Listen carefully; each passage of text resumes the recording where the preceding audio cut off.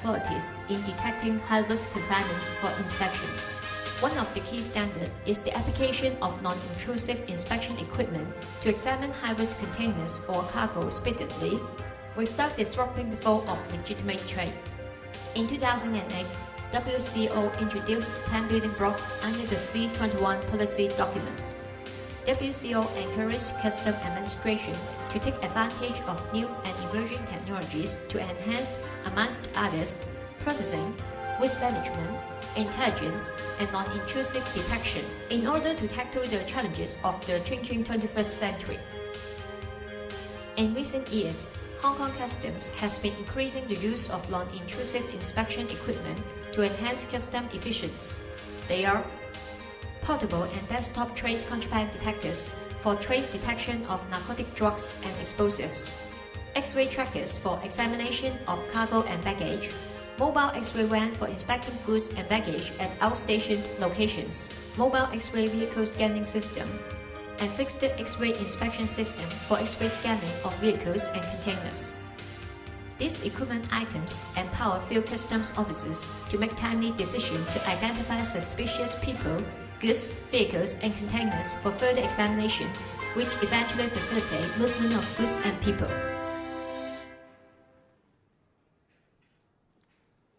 So, in fact, all customs administration should endeavor to enhance our capability on the application of technologies to cope with the challenges in the 21st century. However, we face some common problems in the management and application of technologies, which might include firstly, it's about the efficient knowledge of the technology. I think that's the reason why we gather here for experience sharing and for some more knowledge exchange. And secondly, you may also know that the high cost of the sophisticated equipment. We would agree most of the equipment items are relatively expensive, and therefore our decision in the choice of the equipment have to be prudent and thorough. And third is the resource implications. We are all facing different kinds of resource constraints, like financial, manpower, and time constraints, which may have impact on the application of technology by custom administrations. And fourth is the knowledge limitation. Custom administrations have to build up an extensive knowledge base for the procurement, operation, and maintenance of the equipment. I will give some thought on this issue in a while. Last but not the least, the reliability of the equipment is also very important, without which the purpose and objective for the application of the technology by custom administration will be defeated.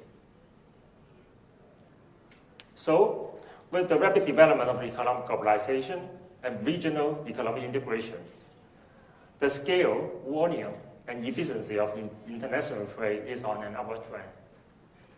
As you have just seen from the video, you will notice that Hong Kong has a recording over 267 million arrivals and departures last year. At the same time, the inward and outward freight movement almost reached around 300 million. In order to evade the customs detection, the smugglers used sophisticated and diversified smuggling methods in concealing the contrabands. This ever-changing modus operandi increased customs difficulty in enforcement, and also the manual inspection mode cannot help much on enforcement. Moreover, the fast-changing global economic environment in the 21st century triggers greater demand for international supply chain security and customs efficiency. All these factors drive Hong Kong Customs to apply inspection equipment on our enforcement with a view to facilitate cargo securities and facilitating movement of people and goods so that this will not disrupt the role of legitimate trade. In fact, Hong Kong Customs has been using inspection equipment for a long time, which is found effective in custom enforcement. So we have effective risk profiling. Inspection equipment is able to identify suspicious passengers, vehicles and goods for further examination. And secondly, is to reduce manual inspection. The non-intrusive equipment, like the X-ray scanners, can help minimize the expensive and time-consuming manual inspection.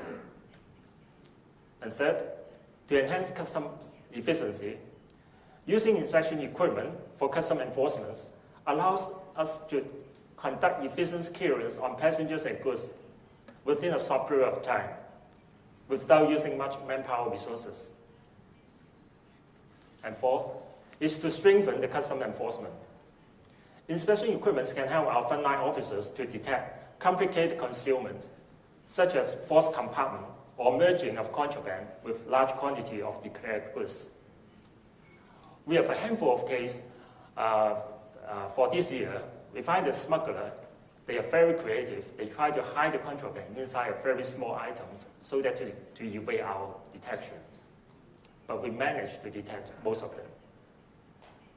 However, there's still one question for all custom administrations to consider. Custom enforcement will only become effective just by using this inspection equipment. Any gist behind the application of the inspection equipment in customs enforcement? How do the custom administration manage the inspection equipment effectively and efficiently? So, as Hong Kong Customs has been decreasing the application of inspection equipment on customs clearance, some operation problems on the procurement and application of inspection equipment were encountered. Therefore, we employed an independent consultant to conduct a comprehensive and in-depth review on the procurement and management of the equipment in 2009. Upon the review, the consultant advised Hong Kong Customs to implement the new management strategy by establishing the three-tier departmental management system and adopting an integrative approach to conduct strategic and holistic management in the equipment. So regarding the three-tier departmental management systems, Tier 1 is the Project Development Steering Group, chaired by our Deputy Commissioner. It's a very high-level steering group. It's tasked to give policy steer on the long-term development and strategic management of inspection equipment for the whole department. Tier 2 is the Inspection Equipment Work Group, which is chaired by myself, with the senior officers of user formations as members. It's tasked to formulate plans and implement policies on the development, procurement, training, maintenance, and replacement exercise of the inspection equipment. Besides, a dedicated procurement team on the right-hand side is formed to assist the work group to centralize the research, procurement, management, and review of the equipment. Tier 3, the lowest tier, is the inspection equipment training subgroup and the inspection equipment maintenance subgroup, which are set up to enhance staff expertise in equipment operation and improve the maintenance and support services for frontline users to ensure operational continuity. I would like to emphasize that before 2009, we procured numerous models of the equipment, but we find that when times go on, the cost, especially the recurring cost, is coming higher and higher. So we now, after 2009, with the setup of the three tiers departmental management systems, we can have a research on those equipment, and the cost, recurring cost, can be centralized so that the cost will be cut in the long run. It's also the recommendations from the consultants. With this three-tier management system, Hong Kong Customs can adopt an integrated management approach on 5 aspects, namely the research and development, procurement and tendering exercise, staff training, operation, and maintenance of the inspection equipment. In fact, all aspects are interlocking with each other. The management level collects views from frontline officers on the operation and maintenance of inspection equipment. And the comments will be used for evaluation to facilitate the procurement of equipment and technology development of the equipment in future, which build up a feedback learning loops for the effective management of the equipment. And this loop will also enhance the sustainability of the equipment.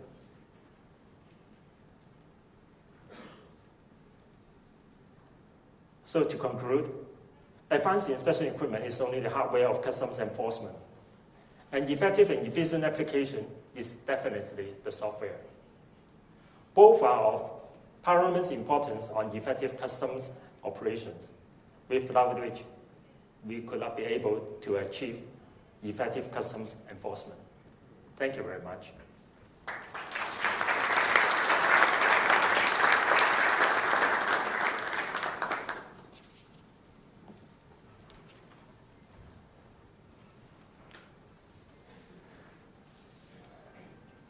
Our third speaker is Daniel Hubert, who is the director for the DCTA.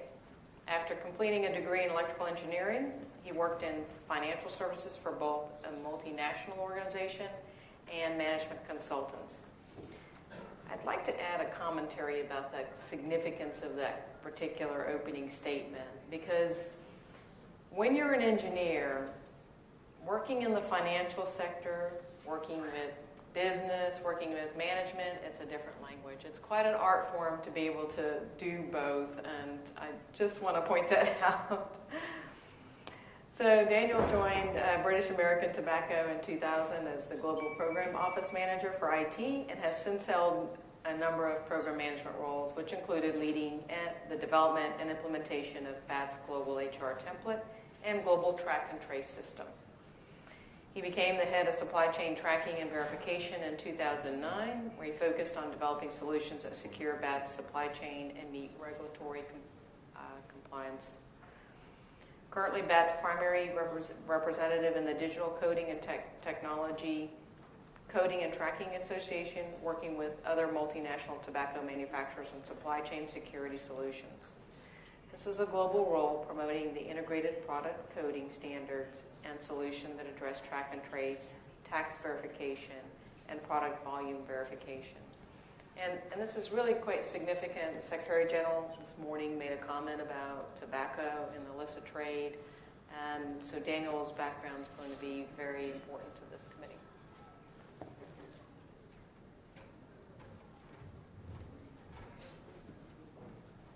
Okay, Secretary General, ladies and gentlemen, thank you very much for giving me the opportunity to talk today. Just to explain a little bit around the Digital Coding and Tracking Association, as you've probably already guessed, it's an association that represents the tobacco industry, and what I mean by that is it represents the four multinational tobacco manufacturers. So it's British American Tobacco, Imperial Tobacco Group, Japan Tobacco International, and Philip Morris International. Just to give you some ideas about what that means in reality, I have to check my notes. We basically represent, outside of China, 75% of the global volume in tobacco. So you could argue we are pretty much the industry. But more importantly, we collect on behalf of government somewhere in the region of $150 billion of tax a year. We like to think that we are a pretty trusted part of the process of collecting tax in tobacco, and we're certainly very much trusted parties, we think, or we hope, in terms of working with customs and working in the supply chain. What I'm going to go through now is just some of the thinking that we have around securing the supply chain, but more importantly, just to explain to you what is actually available. We have invested a lot of money in developing technologies. We've already heard earlier on around the need for private and public partnership. We absolutely welcome that idea. But also, the world is very resource constrained at the moment. Our view is we do have a lot of resources, and we have made a lot of investment, and we would be very, very keen and willing to share that with you as much as possible, because we do believe that technology can play a very, very important part in fighting the illicit trade. So, just To give a little bit of idea around the problems, some of this is going to be pretty straightforward. You actually probably know the problems better than I do, but let's just consider some of the key problems we have in fighting, certainly the illicit trade in tobacco. Just looking along the top there, you've got three classic problems. You've got smuggling of legitimate goods cross-border, you've got counterfeiting, or basically impinging on IP, or brand ownership rights, and you have tax evasion. So basically where people are under-declaring, or the other classic one is where products that's supposed to be exported is just round-trip and comes straight back into the country of production. They are quite different problems, okay? One of the key things to them is what sort of technologies can you put in place to actually try and help fight or fix those problems? And do it in such a way that actually it all joins together. And I think that's one of the key things I want to get across, is our view is you can and should join all these things together to have an effective set of solutions. So if you look at sort of each problem, what are the solutions that are out there? Smuggling, the answer, if you like, simplistically is tracking and tracing. So knowing where product's been produced, following it through the supply chain, and when it's been diverted, being able to trace back to the point of diversion. Okay. Counterfeiting, what you're really talking about here is enabling people to actually authenticate product. I think one of the things to be really clear about is you can't actually stop counterfeiting. All you can do is make it harder.